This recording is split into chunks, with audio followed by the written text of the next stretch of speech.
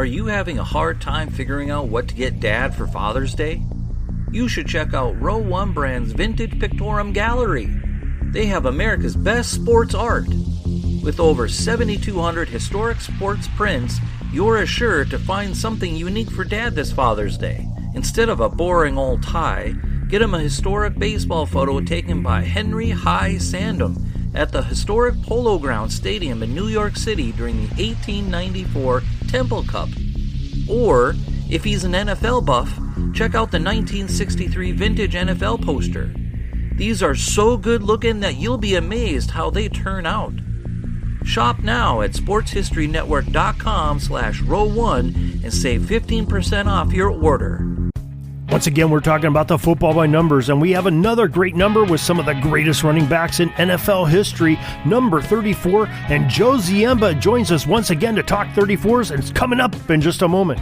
This is the Pigskin Daily History Dispatch, a podcast that covers the anniversaries of American football events throughout history on a day-to-day basis. This is your host, Darren Hayes, and we're podcasting from America's North Shore to bring you the memories of the gridiron, one day at a time. So with Mike and Gene Monroe, as well as Jason Neff supplying us with their tunes, let's go no huddle through today's football history headlines. This podcast is part of the Sports History Network, your headquarters for the yesteryear of your favorite sport. You can learn more at sportshistorynetwork.com.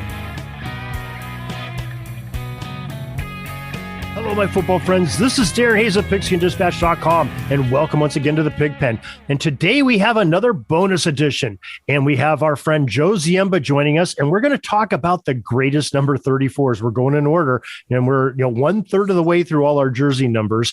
And Joe Ziemba, the great historian, podcast host, author. There's nobody better to talk about these number 34s than Joe, and we're glad he's here, and we'll bring him in right now. Joe Ziemba, welcome back to the Pig Pen. Darren, once again, thank you for having me. I enjoy the surroundings. I'm comfortable in the pig pen, and I hope we can do some damage tonight. Number 34 is a huge assignment. Hall of Famers, guys that might have to be in the Hall of Fame, and then some great stories along the way that we hope to share. So thank you again. We appreciate it. Oh, we appreciate you. And I don't know if you've noticed it here in the Pig Pen, but you've been on so many times. We have your name engraved in one of the fence posts here in the Pig Pen. So you can just keep leaning against that one. That's your post. Thank you. There's no greater honor. We appreciate that as well. Well, I guess I got to start where we always do and just let's see who Canton says we're the number 34, the enshrined people in the Pro Football Hall of Fame. And they are telling us in alphabetical order that we have Earl Campbell, Franco Harris, Walter Payton, Joe Perry, Thurman Thomas as our enshrinees. Now, I'm not so sure about Franco Harris. I could not find him in a 34. Of course, we all know him by the 32, and we talked about him with Joe Zagorski just a couple of days ago. I'm not sure what you found on Franco Harris with 34. Yeah, the only time I found him is his final year in Seattle, which was a disappointing year for him. He wore number 34. Otherwise, was number 32 throughout his career. I think I have my Steelers blinders on because we can't picture Franco Harris in any other uniform, but maybe that's what it was. I set the blindness there. That's right. Franco Harris did play for Seattle. That explains it. Okay. Yeah. Well, do you want to start off with talking about some of these Hall of Famers? Yeah, let's start with Franco. He only had the 1 year with number 34, 9 consecutive Pro Bowls. That's pretty rare in football. Won 4 Super Bowls in that magical backfield with Rocky Blyer. Rookie of the Year, MVP of Super Bowl 9, I believe it was. Just really a great runner. When he retired, he was 3rd all-time in rushing. And here's our first little trivia of the day. John Grisham wrote a book called Playing for Pizza, and the star football player was named Franco in that book. Can you guess who that Franco is named after? I would say it'd have to be 32 for the Steelers, number 34 for the Seahawks. You are correct, sir. Wow, I didn't realize it. First of all, I didn't realize that Grisham wrote a book with the word pizza in the title. That's yes. Kind of an odd one for him. Well, yeah, Franco is near and dear to my heart. I can't say enough about him. I grew up and he was just one of those guys that I had, pictures of him up on my wall in my bedroom when I was a kid, and just love the guy. Franco's Italian Army. I can remember the signs in the end zone at Three Rivers. He was quite the ball player, and we loved him in Pennsylvania anyway because he was a Penn State grad. And that's right, yeah. He wasn't even a feature back. He was sort of the big fullback blocking back for I believe it was Lydell Mitchell was in the backfield with him. Mm-hmm. I think so. Yeah. Yeah. So quite a tandem there for Joe Paterno. Okay. See, he wore it for 1 year. Maybe we'll come back to him. Maybe I don't know if we can put him on the list for 34s because he really didn't do a lot with the 34 we should have someone who wears it a little more often. Maybe someone like Joe Perry, a Hall of Famer who wore it every single year of his career, I believe. All right. Although I did see that he was listed as number 74, which is pretty rare, pretty odd for a fullback. But Joe Perry was a fullback who didn't like to just knock you over. He could run around you. He was fast. He was just one of those guys that could do it all. And actually, he was the first African-American to win the NFL's MVP award. He was the first player to rush for 1,000 yards in 2 consecutive seasons in the league as well. So when he retired, he had almost 10,000 yards, and 3 times he led the NFL in rushing. 3 times he led the NFL in yards per game. So he was a consistent player throughout his career with San Francisco, then some time with Baltimore, and then back at San Francisco again at the end. Yeah, it's interesting looking at his years he played, because he played from 1948 to 1963. So 48, 49, he would have been with San Francisco in the AAFC, correct? That's right. Yes. So he was one of the few that transferred over from the AAFC into the NFL and played a good career in the NFL too. So yeah, when he did retire, I don't think I mentioned it, he was the NFL's all-time leading rusher back there in 1963. Really? Wow, that is interesting. Yes, the all 1950s team he made, and like you said, all pros.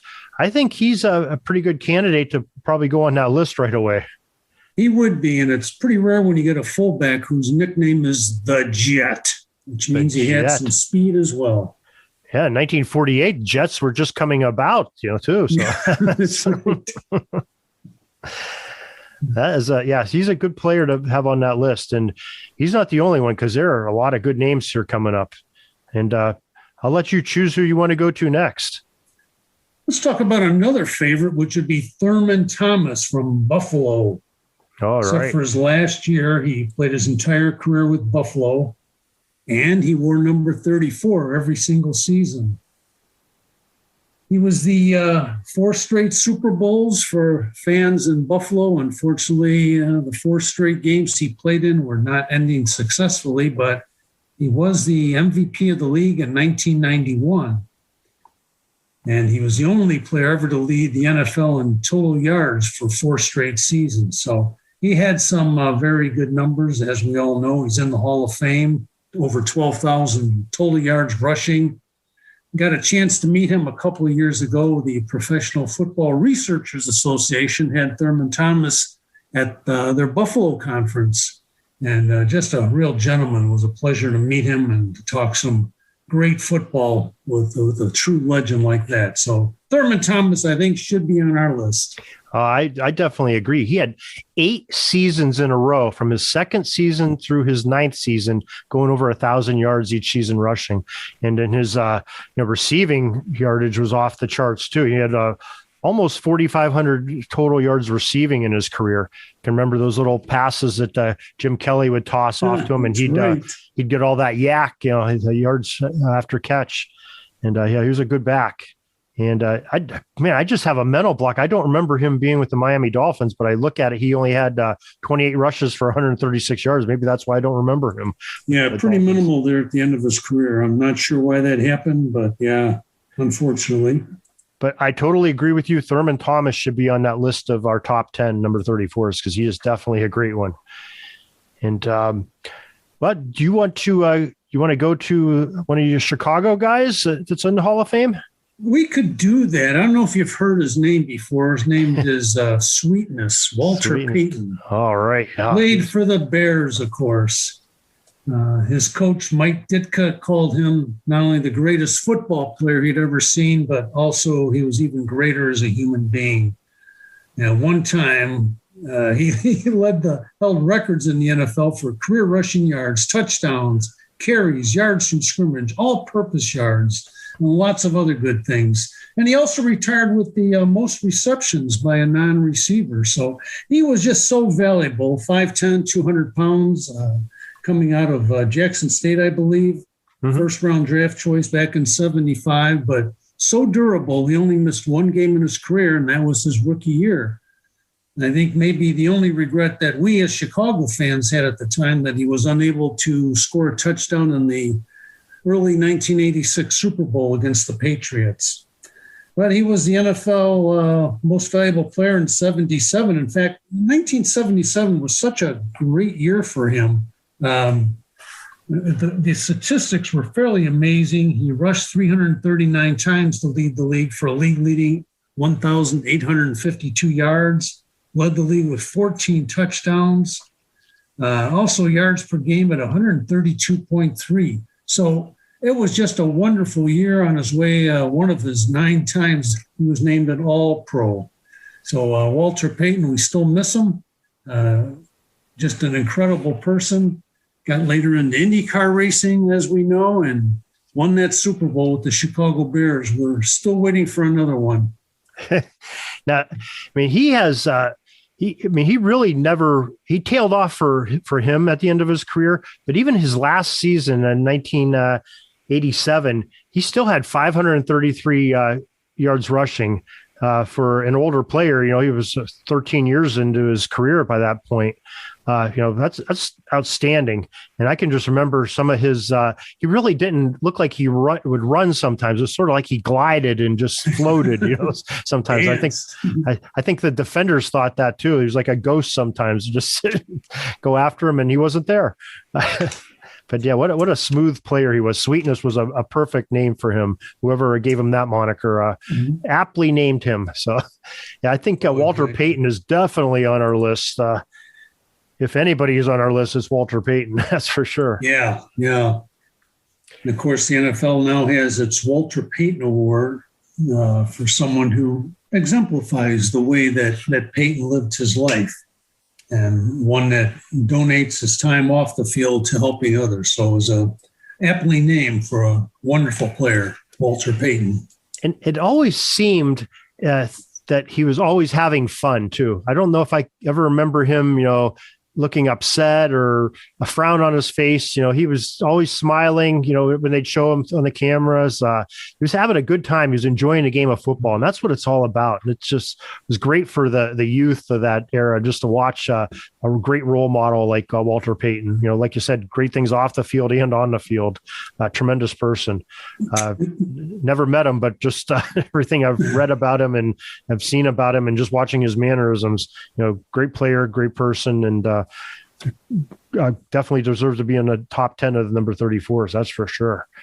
Yeah, he had that infectious smile, and apparently I read a biography of him, and he was quite the prankster as well. But a lot of the things we can't share on the air here, so but he was a fun guy to be around, I guess. Very mischievous, Walter Payton. Oh, yep. Okay. All right. Now we'll have to all go read the book here to find out what those are. Mm-hmm. So I guess another great back, little sort of the same era, came in during Payton's career is Earl Campbell. I mean, the Tyler Rose. I mean, what a great collegiate career he had and a pro career. What do you have to say about Earl Campbell? Yeah, Campbell, of course, again, Hall of Famer, MVP in 1979 when he led the league in both touchdowns and rushing yards. Just all sorts of great honors throughout college at Texas, where he was an All-American. Elected, of course, to the College Football Hall of Fame in 90, the Pro Football Hall of Fame in 91, and also named to the NFL's 100th anniversary team.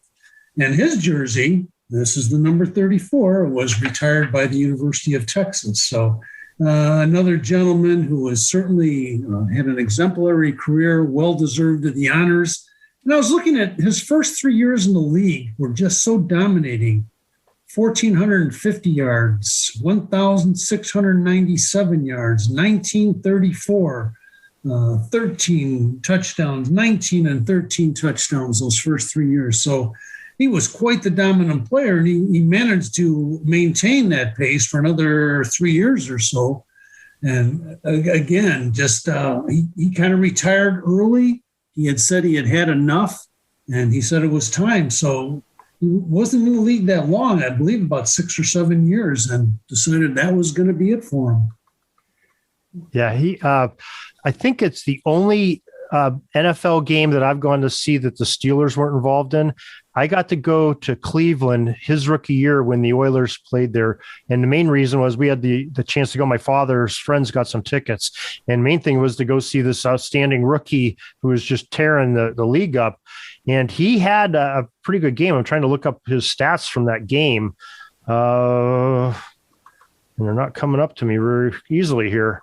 But he had a really nice game against Cleveland, who had a decent team back then in the 70s.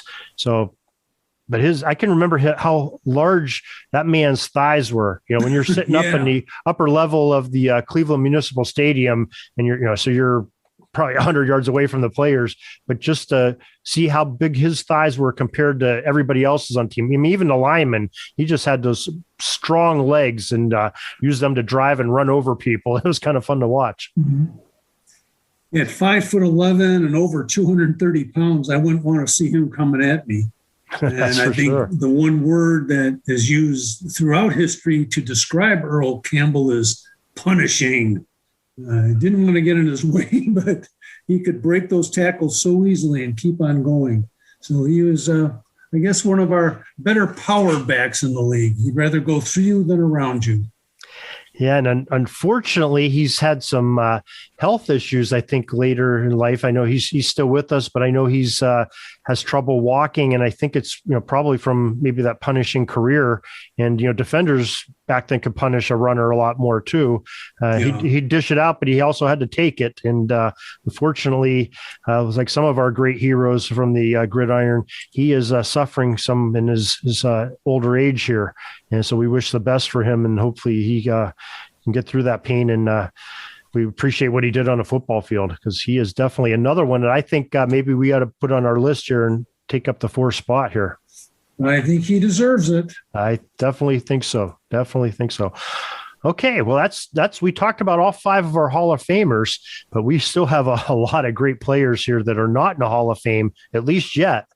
And I'll let you lead the way here, Joe. You tell us who you want to go to. Yeah, let's talk about a couple of folks who might not even make our list tonight, but had great pro careers. And I'm going to start out with Les Josephson.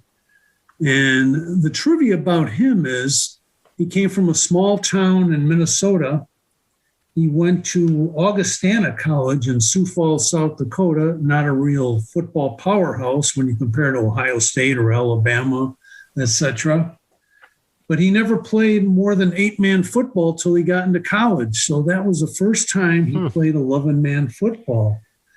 He grew up in a 1,000-acre farm, made a Pro Bowl when he was in the NFL with the Rams, and spent his entire career with the Rams, and another one of our favorites because he wore number 34 his entire career. So once he got to Augustana, he had a nice career, but he went undrafted. Then he got signed by Dallas, kind of as a free agent after tryout, but immediately they sent him to the Rams in a trade. And he managed to hang around for his entire career from 64 through 74, picked up over 3,400 yards, 194 catches throughout his career. And after football, he became a film consultant for football movies and even appeared in the Warren Beatty movie called Heaven Can Wait.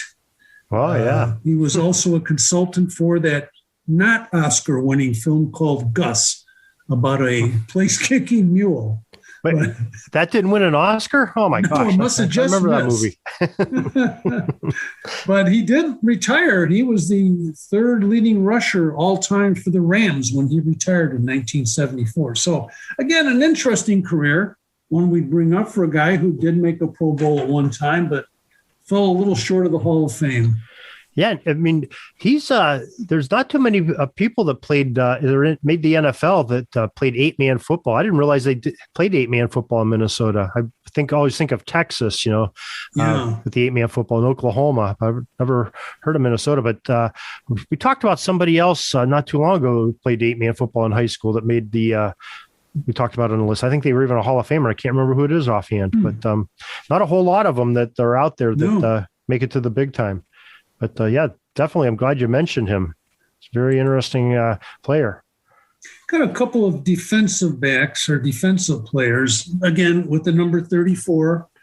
Don't know if they'll make our list tonight, but one was called Terry Hogue, defensive back. And he played from 84 through 96 for a variety of teams. Won a Super Bowl, played those 13 years with 6 different teams. And again, I wasn't familiar with his career, where he had been and what he had done, but just a very consistent player throughout the years. And after retirement, he made an impression. He was looking for something to do, didn't like office hours, didn't like construction, went to California, bought a plot of land, and now Terry is an award-winning wine producer. So he is successful on and off the field. That's another one of our number 34s. Now, we just talked about Terry Hogue on we celebrate the Hall of Famers' birthdays for the college and the Pro Football Hall of Fame. And Terry Hogue is a college football Hall of Famer. He just had his birthday April 11th. So if you check out our April 11th post down in our Hall of Fame section, you can read all about Terry Hogue's collegiate career. That we pay tribute to him on his birthday for being a Hall of Famer in the College Football Hall of Fame in Atlanta. So, yeah, definitely a great player. There's one more gentleman whose name is going to now live on forever, even though many people may never have heard of him. Played 12 years in the league, and he's a 2-time Pro Bowler named Bill Coleman. Played at North Carolina and played for Baltimore and St. Louis Cardinals, I believe, where he finished his career. He was a linebacker, as I mentioned, 6'2", 229 pounds. So had a nice career. But the reason I say his name is going to live on forever, his family has donated a substantial amount to the University of North Carolina. And now the football practice field is named the Bill Corman Practice Complex. And they've also now have a training program for their football players to help them adjust to life, both in college and out, called the Bill Corman Game Plan for Success. And so it's training for those students who are involved in football. So again, number 34, we may not remember him for his football career, although it was lengthy, 2 times in the Pro Bowl. But at North Carolina, at least, his name is going to be there forever. Wow, that is a great thing that the family did. It's one way that your legacy in the game of football lives on for ages to come, having your name on a bunch of things where you went to school, and especially a big time school like now it's the Tar Heel country in North Carolina. So that is a great thing. I'm glad you shared that with us. All right. Where would you like to talk about next? We could go with some other backfield members who had good careers just short of the Hall of Fame. And One of my favorite all-time players is Craig Ironhead Hayward. Oh, yeah. And he had some difficulties during his career, but he did lead the NFL in rushing one year with over 1,000 yards. 5'11", 260 pounds, although I've read some articles that he weighed as much as 340 as a running back. And I can't imagine. I know Errol Campbell was big, but here comes another guy, 100 pounds heavier, coming at you. And I wanted to find out how he got this nickname of Ironhead. Well, apparently that came in high school when there was some kind of discussion in a pool hall, and someone cracked a pool cue over his head. Didn't faze him. The pool cue didn't make it through the night, but Craig Hayward did. And then he became more famous. During his career, he made a commercial for Zest soap, which showed him and kind of made a different way of bathing for men with a little scrubber on her back, more appealing and acceptable when you see this big guy doing that. But he had a hard time with his weight. He had weight yo-yo diets throughout his career. And one time he said, he asked a reporter, "Have you ever heard about the diet I went on with one of my coaches?" And the guy said, "No." And he said, "Yeah, coach lost 50 pounds. I gained 5. So Ironhead had a hard time pushing away from the table. And there's lots of stories about him, how big his head was. His helmet size was 8 3.5. Wow. And it said it was made from a bucket to fit Ironhead. And someone asked him one time, "Hey, Ironhead, what's your favorite food?" He said, "Hey, whatever's available on the table." So he was a guy that people really loved. He had some difficulties throughout his career. His career probably wasn't as long as it could have been, but still fairly successful. He was a consistent rusher, ended up with over 4,300 yards in his career, and made the 1995 Pro Bowl, I believe, as well. So Craig Ironwood Hayward, not sure if he'll make our list, but I'd like to nominate him tonight. Yeah, I think he's definitely one we'll come back and talk about. Now, something we ought to put sort of an asterisk by his name, because he lost a couple seasons. He was one of those players right out of college that got lured by the USFL, I believe. I'm not sure which team he played for them, but I know he got a bunch of carries in the USFL, and how those a lot of carries take their toll on a player. But his first year in the NFL, he had 355 yards. I was thinking carries, but his rushes were down when he came in the NFL. But I think he was up in the 300s for his USFL career, at least in that first season that they played that full year, if I'm not mistaken. And of course, he's got a very famous son that's playing in the NFL right now. Yeah, I was going to mention it. Yeah. So that's nice hereditary there. Yeah, for Cam Hayward or the Steelers. So. When you were saying he was 340 pounds, I don't even know Cam Hayward playing defensive line. I don't even think he's gone 340 ever. So, right. But yeah, runs in the bloodline there. Some great ball players, both the Haywards. Okay, yeah, I think we got to put him on our consideration list to come back to, because he was a very good back, and I wish we could have saw him in an NFL uniform, or at least have those USFL stats come into. Yeah. But for some reason they don't like to count those.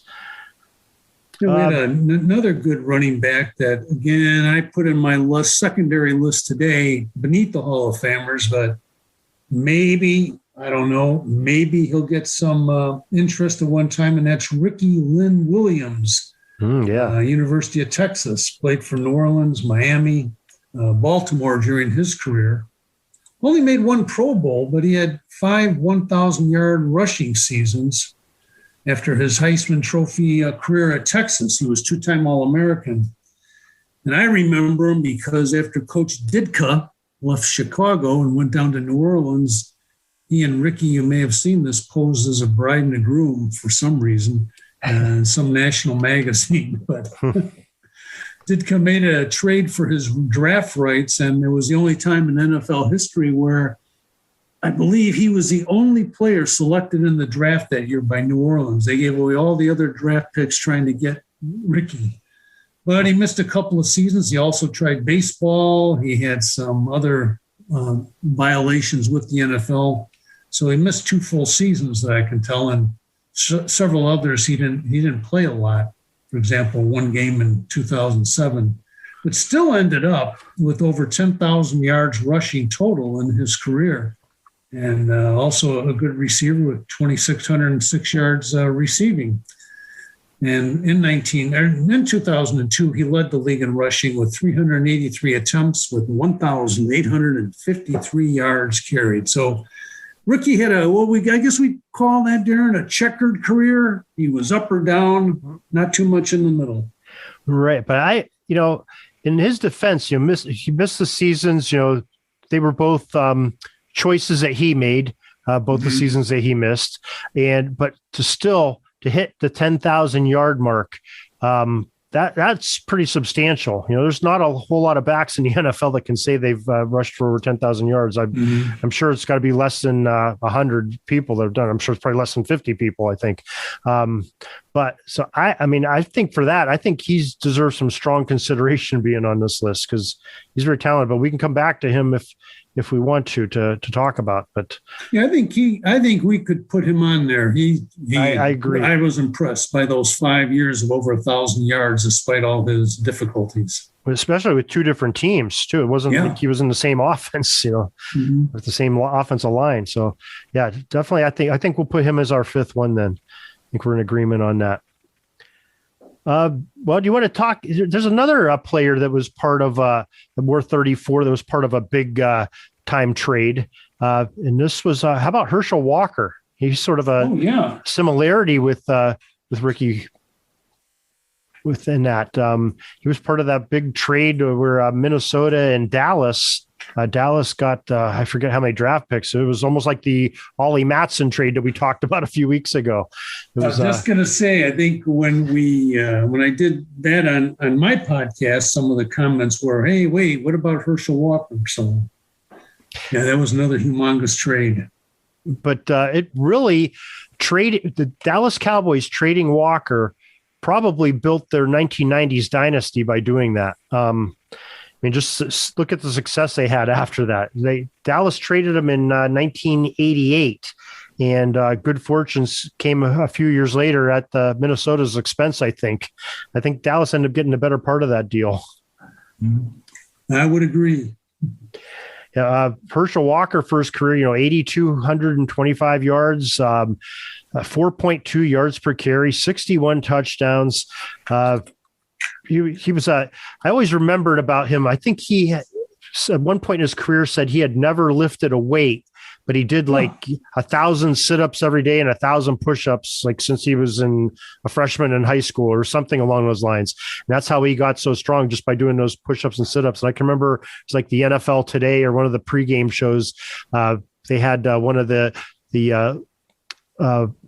anchor people on there go to his home, and he was doing his workout, and there he's doing his 500 sit-ups and 500 push-ups, and he'd do 500 more and 500 more. I'm like, wow, that is just some raw talent to do it without weights, if that's true. And I believed him when he said it. Yeah, so he played Minnesota, 6 years with Dallas, 3 years with Minnesota, 3 years with the Philadelphia Eagles, and one of his final years with the New York Giants, and then he ended up going back to Dallas his last 2 years. But great career. There's a lot of big names on here. I think he's one we're probably going to have to come back to on. Yeah. Mm-hmm. Okay. Somebody else that it's near and dear to my heart is Andy Russell. Because he's one of the great Steelers linebackers that wore 34.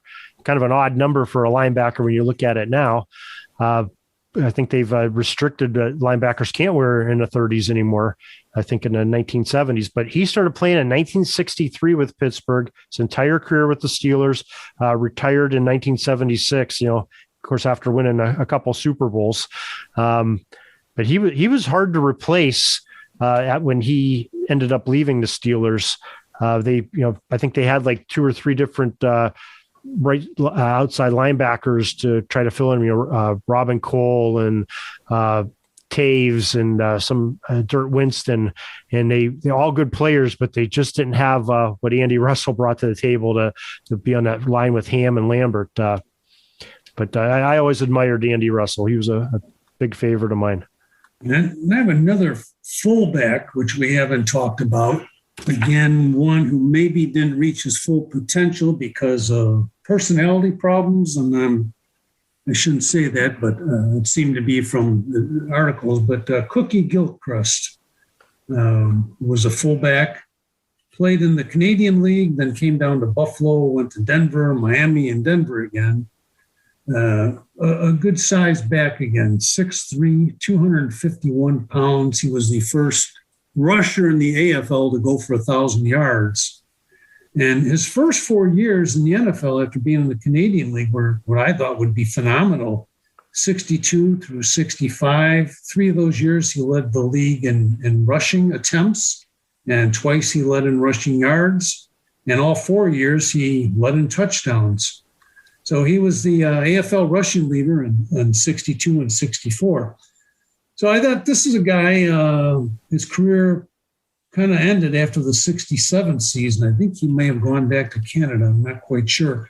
But it just seems like he should have been around a little bit longer than he was.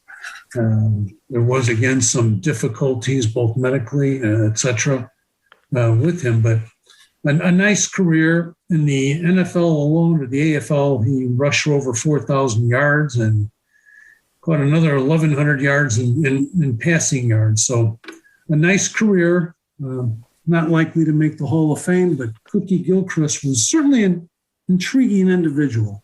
Yeah, I mean, it's kind of interesting because I think the Buffalo Bills won the AFL championship in 64 and 65, I believe. And 64, he was with Buffalo. That's his AFL championship he won.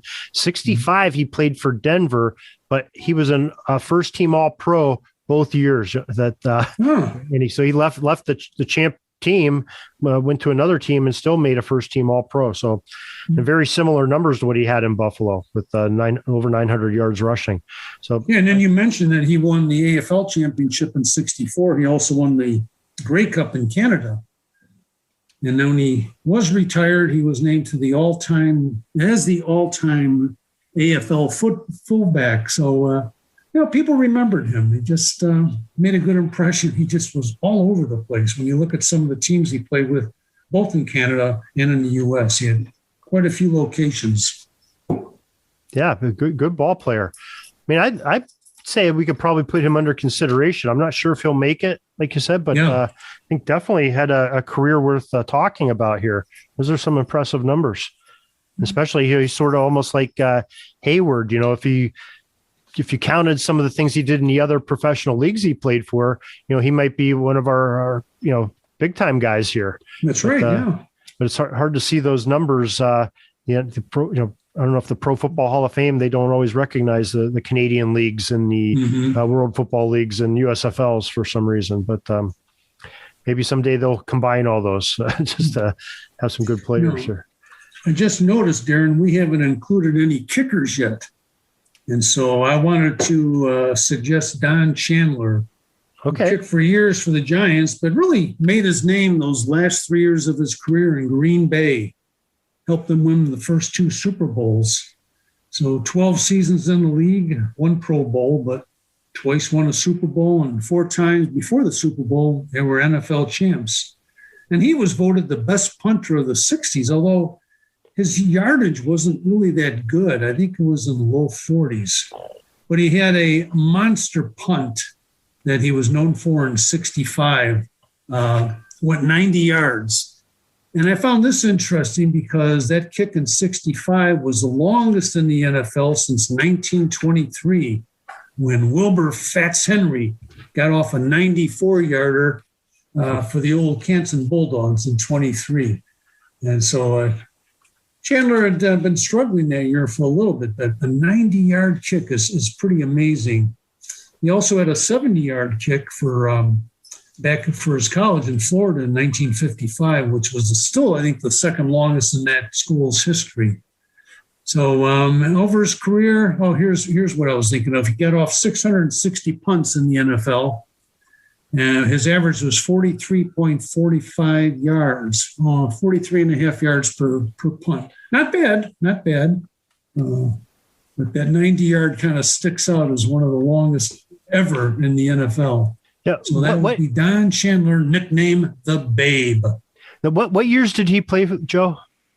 He started in 56 with the Giants. Okay. And ended up, he was traded to Green Bay in 65. They kind of thought he might have been washed up. Then just played those 3 seasons. And he was a balding guy at the time. And, of course, was referred to the old man by fans and media alike. Now, I bet he is the only NFL player ever to come out of Bacone College in Muskogee, Oklahoma. Bacone was established as a school for Native Americans, and that's why I was surprised to see Don Chandler went there at least for a year. Now, I got a chance to visit Bacone many years ago, and it really is a neat place, a small school. They're still around, have a decent basketball team, but I digress. We're talking about Don Chandler, great punter, the greatest punter of the 60s, according to the NFL experts of the time. It's really amazing when you say that 90-yard punt, because that's why I wanted to ask the era, because I have a theory. I haven't read it anywhere, but you're talking about like Fats Henry with the 94-yard. And it seems like there's a lot of long punts in college and the pro game back in those, the teens and the 20s of the early 20th century. And I was wondering, I'm thinking maybe it was the shape of the ball because it was more of a rounded shape. More rounded, yeah. Almost like you're kicking a basketball, it would keep rolling, where our modern day football, takes some weird hops and bounces all over the place, sometimes the wrong way. But Chandler would have been punting, with a Duke ball from the 50s on. So that's more similar to what we use today. So same girth and the pointed shape. So that is impressive. 90-yard punt. Wow.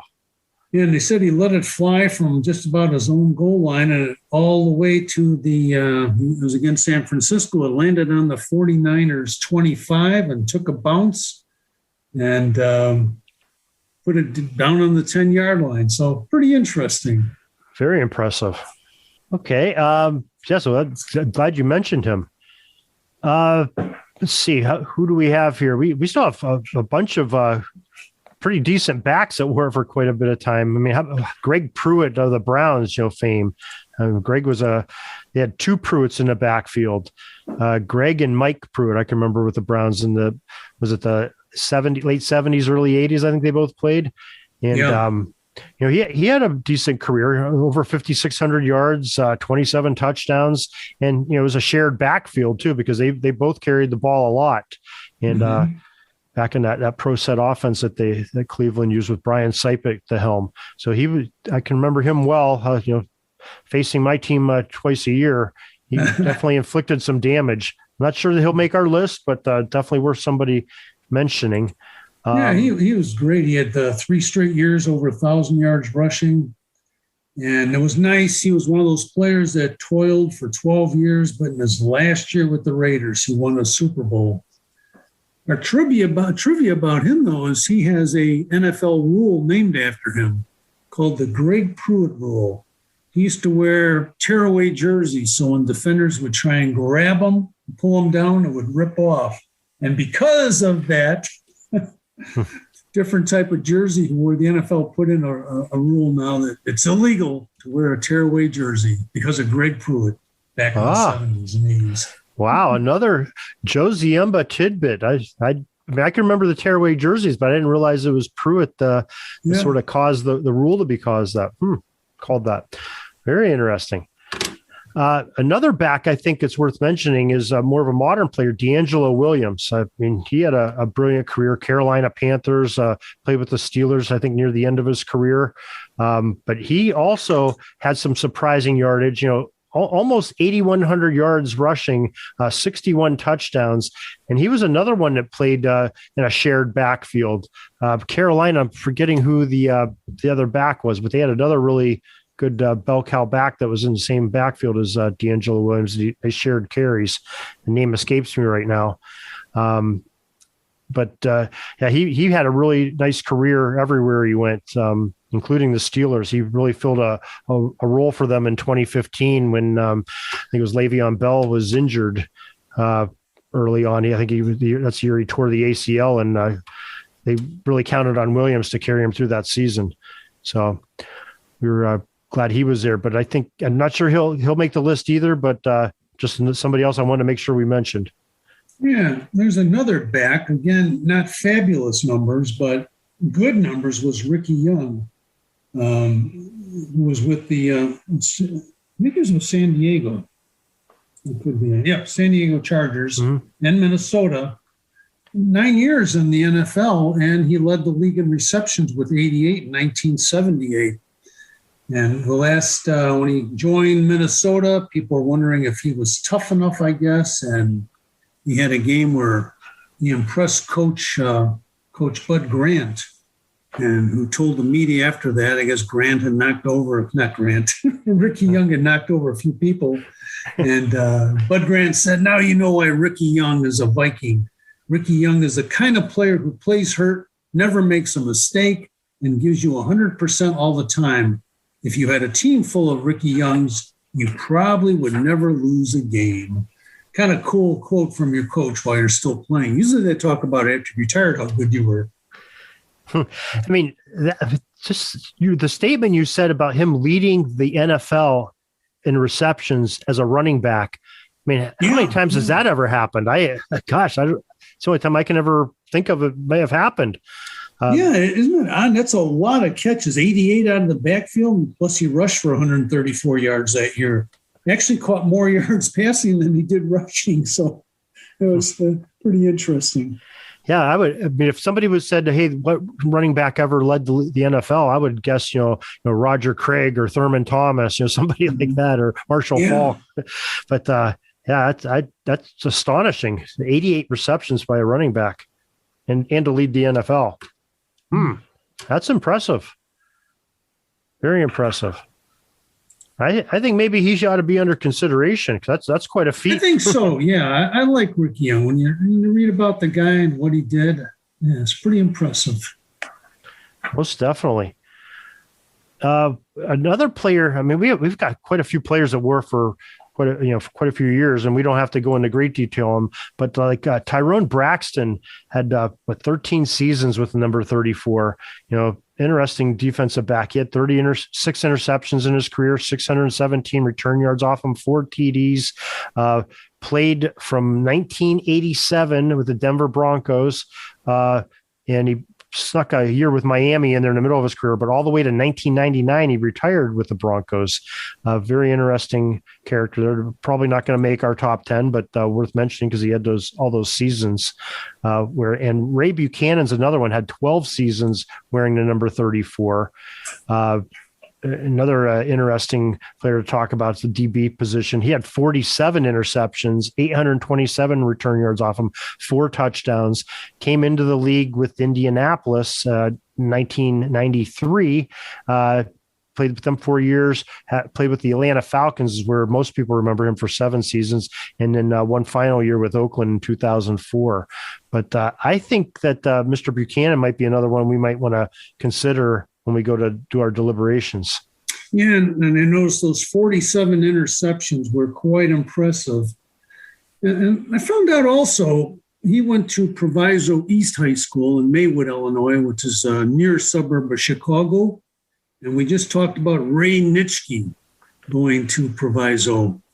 And Doc Rivers, the NBA coach and player, went there as well. But Buchanan was a really gifted athlete with that cool nickname of Big Play Ray. And during his time in Illinois as a high school track athlete, he won the state championship in the long jump and the triple jump. So he was only 5'9", 186 in the NFL, but sure made his mark with all those interceptions. Yeah, quite the ball hawk for being a little bit smaller in stature at the DB position. So, yeah, very interesting candidate there. I don't know. Do you have anybody else you want to bring into the conversation here before we? A couple other guys, just because they seem to have long careers. One with the best nickname was Elvis Patterson, nicknamed Toast. And every time I see someone named Elvis, I cringe once in a while because announcers have such a field day. There was a good freshman guard playing basketball at DePaul University in Chicago this year with the first name of Elvis. And I was just praying that every time he does something wrong, the announcers wouldn't say it, but they did. He made a bad pass. Coach took him out. And, of course, the announcer said, "Oh, Elvis has left the building." No, stop it. But Elvis Patterson, a defensive back, had a nice long 10-year career, won 2 Super Bowls. And I did love the nickname of Toast. And he played at Kansas. And then one more, I actually got a couple more I liked. A linebacker named Gus Otto, one time to the Pro Bowl, one time he won the AFL championship, but he played his entire career of about 7 or 8 years with the Raiders, a 6'1", 220-pounder. So he was obviously a tough guy. He wasn't that big, but a nice size to play linebacker for the Raiders. And the final name I might throw at you is a guy named Chuck Shanta. Played 8 years with the Patriots when they were in the American Football League. And for that time span, he was named to the All-60s team for the Patriots. But he was a defensive back, 6 foot, 200 pounds, and played those 8 years, as I said, with the Patriots. But 1 year, because he was a little bit of athletically inclined, his coach wanted to move him to fullback. And they only had one fullback because of injuries, and they had no backup. So the coach decided he's going to move Shanta over to fullback. And one of the reporters said to him, you've been called very versatile, but how do you feel about the move? Have you ever carried the ball?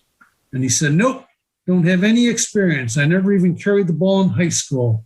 I just hope that Larry Gannon can last the whole game. So he was ready to play, but not ready to play. So that was Chuck Shanta. Probably not on our top 10 list tonight, but I rest my case. I guess one other name that we probably should mention, and he didn't have a very long career in the NFL. Bo Jackson wore 34, Heisman Trophy winner. That's right. Outstanding two stars in two different sports, with baseball and football, and did very well at both of them. And unfortunately, injury sort of got him in his fourth season, and he never could recover from it. But just those 4 years, he had almost 2,800 yards and 16 touchdowns. Like I said, really he only had 3 good seasons because the injury sort of dampened him that final season. But he could have really done some great things, I think, if he didn't get hurt or if he just focused on football even. That's right, yeah. Made a name for himself. His yardage was a little better than Joe Marconi, the fullback for the Chicago Bears. And they won the 63 title. That was the only year he made All-Pro, but he was one of those guys that we talked about in the past who wore his crew cut proudly, was not afraid to put his nose in the middle of the action. But since he was on the Bears, I had to add him and let us know about Joe Marconi. Picked up almost 3,000 yards during his career. And as I said, 1 Pro Bowl and 1 NFL championship. Wow. All right. Are you ready to go through and see who we want to pick for this top 10? I am. I've got my pencil with the eraser ready. And even though I wrote with magic marker, we'll see how that works. Okay. It might make a little bit of a smear there, I think.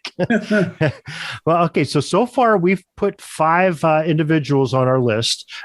We have Joe Perry, Thurman Thomas, Earl Campbell, Walter Payton, all Hall of Famers.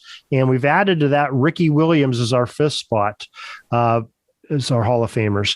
And then ones we said we were going to come back for consideration, Herschel Walker, Ray Buchanan, Franco Harris, Ricky Young, Don Chandler, Craig Hayward, Cookie Gilchrist, and Terry Hogue. And I think I got them all.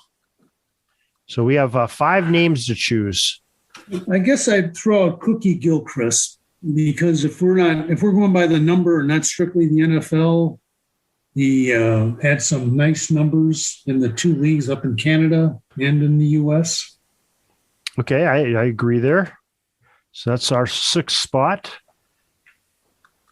I'm thinking Ray Buchanan with those numbers in the career he had. I think he should be on there. So that takes our 7th spot. How about Herschel Walker too?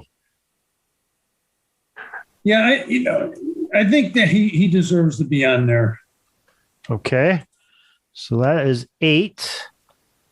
And how about Greg Pruitt? Did we think he had enough accolades to be on our list tonight? I didn't put him under consideration. I know we talked about him. I'm not sure what was his yardage here. Oops. What was I thinking of? Ricky Young, I think Ricky Young, is who we were talking about. I think Yep. Ricky Young. Well, Greg Pruitt did play 12 years and 5 times a Pro Bowler. But Ricky Young, with having those, leading the NFL in receptions, that's pretty impressive. Yeah. As a running back, to lead the NFL in receptions is impressive enough, but from the position he played, I think that is very, very impressive. So, well, go ahead. That would be our 9th player. Yep. And we talked about Franco Harris, but he only wore the uniform 1 year. He definitely deserves to be on a list. But the only thing holding him back, not his wonderful career, but his lack of years wearing number 34. Yeah, because he wasn't real productive with Seattle. And so I don't know that makes him one of the greatest 34s. That's sort of the spirit of it. But I guess looking at some of the other players, maybe he is the one that's most deserving of that final spot. There was a little bit of a drop-off between the list we have and some of the others on the list. They're all very reputable pros and all deserving, and admire them because they made it to the NFL. But to get to this very prestigious number 34 list, you got to be something special. Well, I'm wondering, maybe we should think about this with Ironhead Hayward. I mean, 10 seasons with the number 34. Didn't have the big numbers like our Hall of Fame running backs did, but he did have some impressive seasons. Well, I guess he only had 1,000-yard season in the NFL. Maybe I'm mistaken there. He was a feared running back, though, and he kind of changed things. But a man that big could have that speed and be able to change games just by knocking through the line. So I would not be adverse to adding him to our list. Okay, I think let's give him the 10th spot. I think we had Joe Zagorski and we definitely picked Franco Harris on our 32s, and that's what I think of him as a 32, and Hayward is definitely a 34. So, okay, so that is our list. So we have Craig Hayward, Cookie Gilchrist, Ricky Young, Ray Buchanan, Ricky Williams, Joe Perry, Herschel Walker, Thurman Thomas, Earl Campbell, and Walter Payton. Those are our top number 34s in NFL history that Joe Ziemba and I, Darren Hayes, have chosen here tonight so far, 101 years in the NFL. Mm-hmm. Now, Joe, I appreciate you coming in your podcast. You have I've just listened to what you posted this week, and you have a very interesting podcast. I don't know if you want to put it out there a little bit, intrigue the listeners to listen in, but I found it to be very interesting. Well, what we did this week, Darren, is I tried to find 3 very unique early Chicago Bears to talk about, and I think we found them. One guy is now, I think, in my opinion, can throw the ball farther than anyone in Bears history. That he was, I guess, documented as throwing the ball 90 yards in practice in the air. I don't know if I can believe it, but there it was. But even more impressive, the same gentleman could throw the ball 60 yards accurately behind his back. So if you can picture, you're moving to your he's a left-hander, moving to your left, and all of a sudden they're coming in with their hands up trying to block your pass. You whip it around your back and hit someone streaking downfield 40 yards away. And so that was one of our focuses this week. We also talked about another guy who was successful off the field as a boxer. And then we had an interesting story where we have a third guy who was George Trafton, really the best known of the 3. He's in the Hall of Fame, and his short boxing career. And George made the mistake of getting in the ring with an upcoming heavyweight named Primo Carnera, who was soon to be the heavyweight champion. And after knocking out every single guy in bar fights in Chicago, George Trafton lasted less than a minute with Primo. But some of the stuff going into that, we have a little quote from Red Grange recounting how he had an encounter with Machine Gun Jack McGurn, the hitman for Al Capone. So we hope you can listen. And our podcast is called When Football Was Football. It's running now. And take a listen and let us know what you think about those 3 unique individuals. Yeah, and definitely something else I wanted to point out. We've been promoting the PFRA's convention that's coming up in the end of June. We've been playing the commercials here quite a bit. Most of our Sports History Network affiliates are playing them also. And Joe, you're going to be speaking at the Pro Football Researchers Association's convention. And you have can you give us a little highlight, a little tease of what you're going to be talking about? Well, much like Darren that we talk about in these sessions on uniforms, I'm trying to find some unknown facts about the very early teams from 1920. And so we're going to cover about 5 or 6 teams as part of a discussion on the opening night of the conference.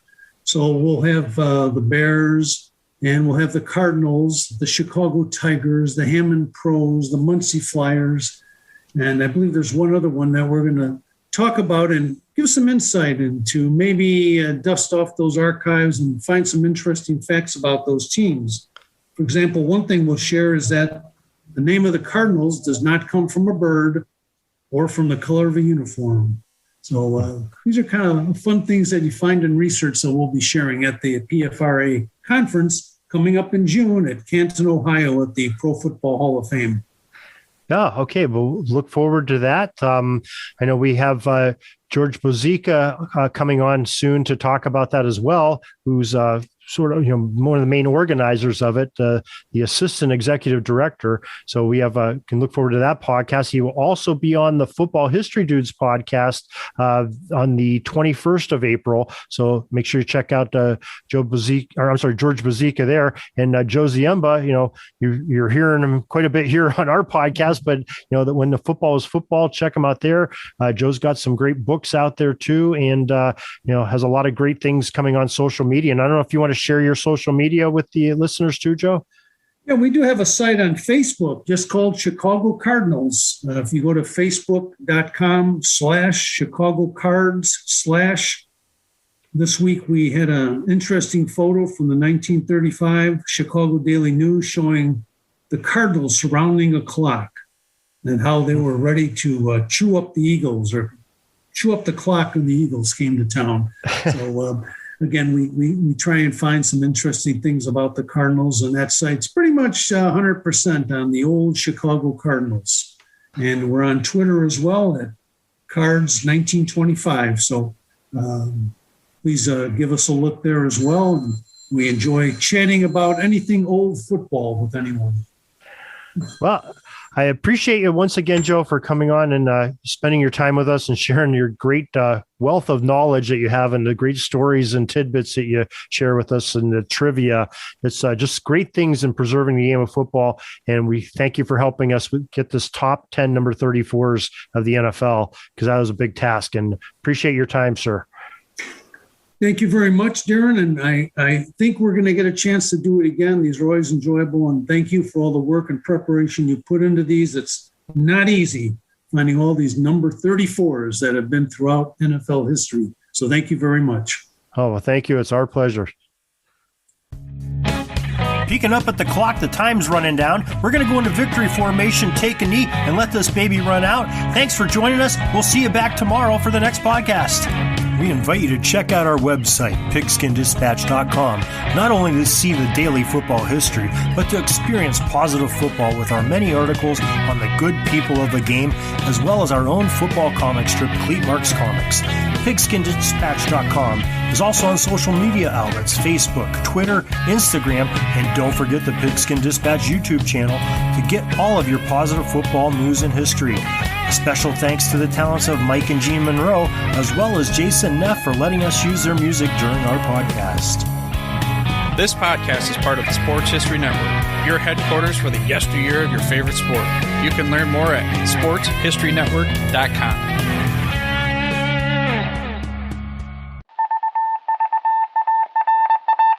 It was just another ordinary day in the offices of the Pittsburgh Guardian newspaper circa 1924. But for Marla Delft, assistant editor, everything was about to change. For she was about to discover the awesome attractiveness of Row 1 brand retro sports paraphernalia items thanks to Orville Mulligan, sports writer. And there it is. Wow, Orville, that's really the bee's knees. Isn't it just? A poster-sized replica of the actual 1909 World Series program cover. I can see that. But where did you get it? And where'd you get it framed? I ordered it from the Row 1 website, where over 6,000 items of sports memorabilia from the 1880s to the 1990s are available for reproduction, in multiple sizes and in several different materials, with over a dozen styles of frame to choose from for prints like this. Well, I'm sure Mr. Delft would love to put up more of these in the office. But I'm equally as sure they're beyond this newspaper's budget. Not at all, my dear Marla. See for yourself. Go to sportshistorynetwork.com/row1. sportshistorynetwork.com/row1. Oh my, these are good prices. Oh, and look at this stuff. Oklahoma-Nebraska football, college basketball art, Michael Jordan items. And so it retro was that sports Marla Delft advertisement discovered the classics. splendiferous magic of Row 1 sports memorabilia, arts, and prints. You can too by visiting sportshistorynetwork.com/row1. That's ROW1 today for access to the full Row 1 catalog of gallery prints and gifts like t-shirts, long-sleeve shirts, telephone cases, coffee mugs, blankets, pillows, towels, and even shower curtains. Act today for 15% discount off all prints with coupon code SHN15 and 20% off all other items with coupon code SHN20 at checkout. And keep your dial locked to the Sports History Network for the exciting chronicles of the 1920 sports world in Orville Mulligan, Sports Writer. Coming soon. At the Sports History Network, we're all about sports yesteryear, and so we're so pleased to introduce you to Row 1, an online memorabilia gallery and shop that brings you sports history to life anywhere. The Row 1 gallery includes over 5,200 gorgeously reproduced prints of team posters, game program covers, game tickets, advertisements, and more in baseball, pro and college football, pro and college basketball, and more. And any gallery item may be printed in a variety of sizes on wood, metal, canvas, acrylic, or poster paper. And in Row 1 shop, check out the thousands more of unique items with the retro and historical designs dating back to 1876, including t-shirts, long-sleeve shirts, phone cases, mugs, blankets, pillows, towels, and even shower curtains. Go to sportshistorynetwork.com, ROW1, for access to the full Row 1 catalog and for gallery prints and gift items, plus get a 15% discount off all prints on the Row 1 Pictorum Gallery with coupon code SHN15. Follow the link on the show notes.